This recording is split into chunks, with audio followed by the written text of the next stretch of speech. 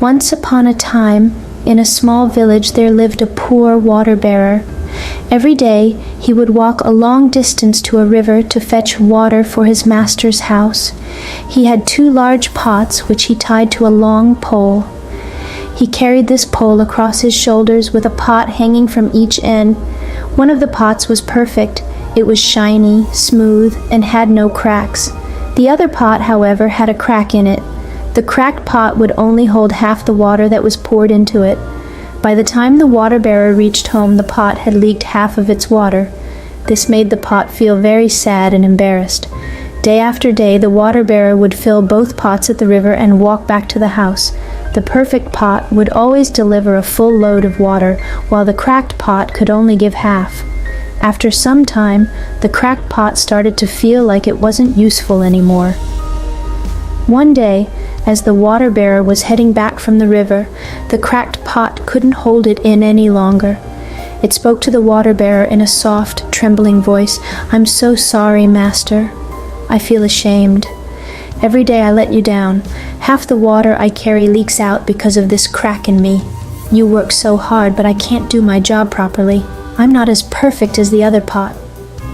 The water-bearer stopped walking, surprised to hear the pot speak. He gently put down the pots and smiled warmly at the cracked pot.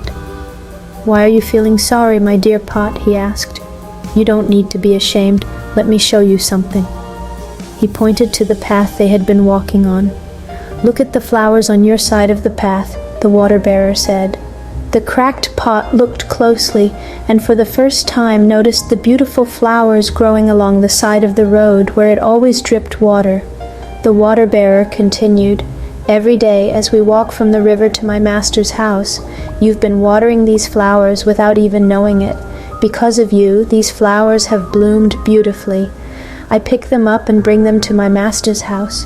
They brighten up his home. Without your crack, these flowers wouldn't be here."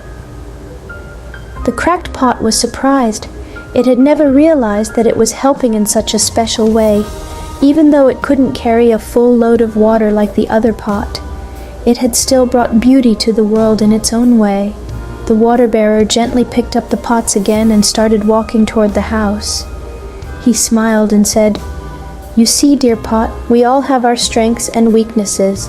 No one is perfect, but even with our flaws, we can still make a difference. You may not carry as much water as the other pot, but you've helped make the world a more beautiful place, and that is something very special."